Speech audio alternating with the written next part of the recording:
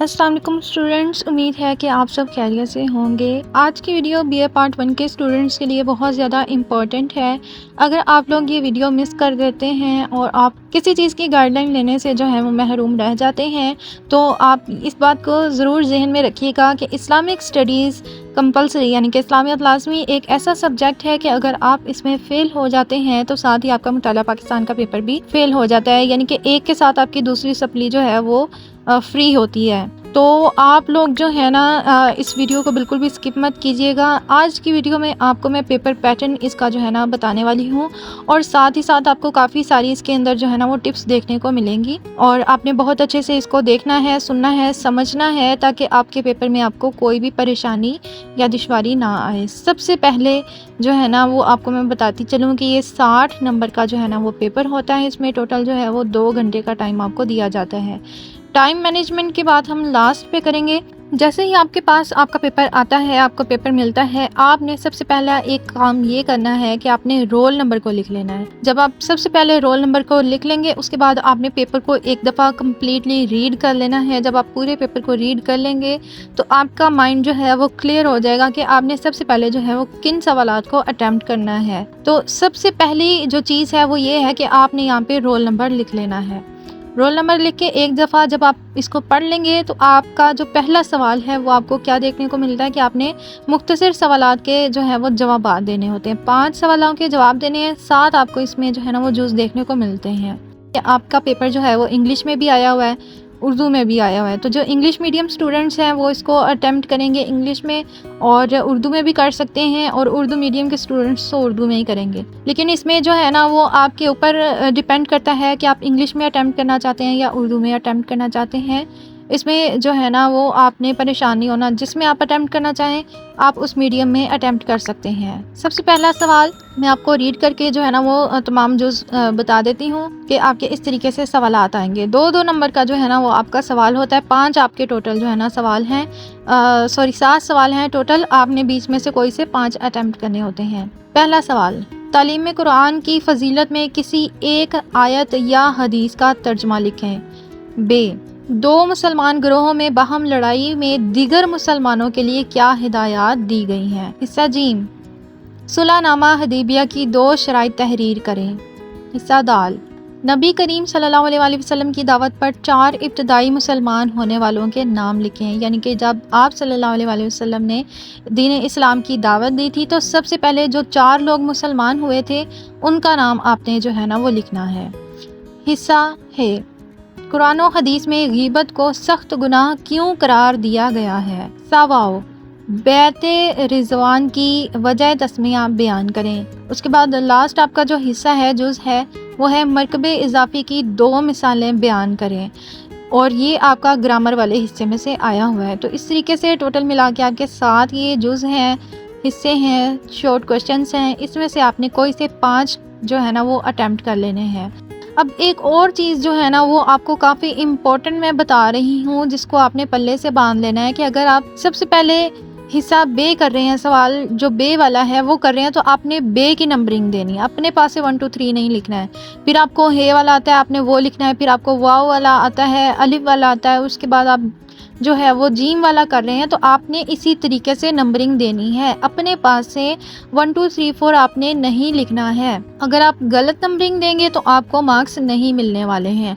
इस चीज़ का आपने ख्याल रख लेना है। जब आप ये अटेम्प्ट कर लेंगे तो आपने फिर काउंट कर लेना है कि आपने 5 सवालात कर लिए हैं। ठीक है, 5 जुज़ जो है वो आपने कर लिए हैं। नेक्स्ट सवाल पे चलते हैं। सवाल नंबर 2। सवाल नंबर 2 जो है वो आपका 20 नंबर का सवाल होता है। ये आया हुआ है कुरानी आयात में से। ठीक है, इसमें जो है ना आपके टोटल 4 अज्जा होते हैं, 4 हिस्से होते हैं। आपने 2 हिस्सों को यानी कि 2 अज्जा को अटेम्प्ट करना होता है। तर्जमा लिखना है और इसकी तशरीह करनी है। जो तर्जमा आप लिखेंगे वो 6 नंबर का होगा और जो आप तशरीह करेंगे वो 4 नंबर की होगी। तो इस तरीके से टोटल मिला के एक जुज़ आपका 10 नंबर का बनता है। तो आपने 2 जुज़ करने हैं। आपको अलिफ वाला आता है, पहले या बे वाला आता है या दाल आता है या जीम आता है, आपने वही नंबर लिखना है और आपने इसका तर्जुमा लिखना शुरू कर देना है और उसके बाद आपने इसकी तशरीह करनी है। इस तरीके से आपका ये सवाल जो है वो अटैम्प्ट हो जाता है। सवाल नंबर 3 की तरफ चलते हैं। दर्ज झैल में से किसी एक हदीस का तर्जुमा और तशरीह करें। 10 नंबर का ये सवाल होता है। इसमें भी वही पैटर्न फॉलो हो रहा है कि तर्जुमा जो है वो आपका 6 नंबर का है और जो तशरीह है वो आपकी 4 नंबर की है। इसमें आपके 2 जुज़ हैं, यानी कि 2 अहादीस हैं आपकी। दोनों में से आपने कोई एक करनी है जो आपको अच्छे तरीके से आती है, जिसके ऊपर जो है वो आप बहुत अच्छे तरीके से लिख सकते हैं, जिसके टॉपिक्स बन रहे हैं, जिसके अंदर सब हेडिंग्स बनती हैं। नेक्स्ट पे चलते हैं। सवाल नंबर 4, दर्ज झैल में से किसी एक पे नोट लिखें। ये आपके लॉन्ग सवालात होते हैं, ठीक है, जो आपके तफसीलन सवालात होते हैं, तफसीली सवाल जो होते हैं। इसमें आपके 2 सवाल आएंगे। सुलहनामा हदैबिया है, इसमें पहला जुज़ और दूसरा जुज़ है सीरत नबवी सल्लल्लाहु अलैहि वसल्लम की असरी अहमियत, यानी कि आज के दौर में जो आप सल्लल्लाहु अलैहि वसल्लम की सीरत की अहमियत है वो आपने बयान करनी है। जो आपको दोनों में से आए आपने उसको अटैम्प्ट कर लेना है। 10 नंबर का ये आपका सवाल हो जाता है अटैम्प्ट। सवाल नंबर जो 5 है ये आपका 10 नंबर का ही सवाल होता है। लॉन्ग सवाल आपने इसमें अटैम्प्ट करना होता है, लास्ट चैप्टर में से आता है ये। इसका हिस्सा अलिफ इस तरह से है, इस्लामी तहजीब के माशरती और समाजी असरात बयान करें, और हिस्सा जो इसका बे है वो है मगरबी तहजीब की खसूसियात। इस तरीके से आपका ये 10 नंबर का सवाल ये भी अटैम्प्ट हो जाता है और यहाँ पे आपका जो पेपर है वो कम्प्लीटली जो है वो ख़त्म हो जाता है। उसके बाद एथिक्स का पेपर आपको नज़र आ रहा है, वो आपने अटैम्प्ट नहीं करना, ठीक है। ये एथिक्स का जो पेपर है, अखलाकियात का पेपर है, नॉन मुस्लिम कैंडिडेट्स के लिए है। तो आपका जो पेपर है वो सवाल नंबर 5 पे ख़त्म हो जाता है। सबसे पहले आप एक चीज़ जो है वो यहाँ पे नोट कर लें, 60 नंबर का आपका पेपर है और उसके अंदर जो है ना वो आप टाइम अगर देखते हैं तो 2 घंटे का टाइम है। 60 नंबर का पेपर है, 2 घंटे का टाइम है। तो देखें, जब आप सवाल नंबर 1 शॉर्ट क्वेश्चंस कर रहे होंगे, फिर उसके बाद आपने कुरानी आयात का तर्जुमा और तशरीह करना है, 10 नंबर का वो सवाल है, फिर आपकी हदीस का तर्जुमा आपने करना है, फिर 2 आपके लॉन्ग क्वेश्चंस हैं। जब आप ये लिख रहे होंगे ना, आपको फिर पता चलेगा कि इसकी लेंथ बहुत ज़्यादा है पेपर की और टाइम जो है वो काफ़ी ज़्यादा कम है। तो इसके लिए आपने एक ये काम करना है कि जब आपका पेपर स्टार्ट हो आपने अपने टाइम को मैनेज करना है। अपनी राइटिंग स्पीड जो है, जैसे आप लास्ट 20 मिनट्स में आपकी जो स्पीड होती है ना पेपर लिखने की, वही आपकी स्पीड स्टार्टिंग से होनी चाहिए। इतनी ज़्यादा भी आपने स्पीड नहीं बढ़ा देनी कि आपकी राइटिंग जो है वो इतनी ज़्यादा ख़राब हो कि पेपर चेकर उसको पढ़ ही ना सके, ठीक है।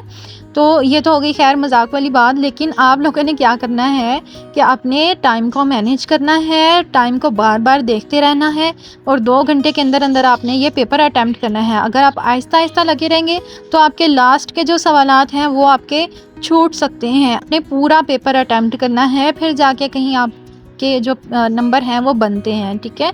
लेकिन अगर आपकी टाइम मैनेजमेंट ना होने की वजह से अगर कोई सवाल आपका रह जाता है, छूट जाता है, तो फिर ये आपका बहुत बड़ा नुकसान होगा कि आपकी जो सप्ली है, जितना आपने पेपर अटैम्प्ट किया होगा वो तो अगर ठीक हुआ तो आपकी लक है कि आप जो है वो पास हो जाएंगे। लेकिन अगर आपके उन सवालात में जो आपने अटैम्प्ट किए हुए उनमें कुछ गलती हुई, ख़राबी हुई या आपने गलत अटैम्प्ट कर दिया, तो आपके सारे के सारे मार्क्स जो हैं वो मिट्टी में मिल जाएंगे जब आपकी सप्ली आएगी।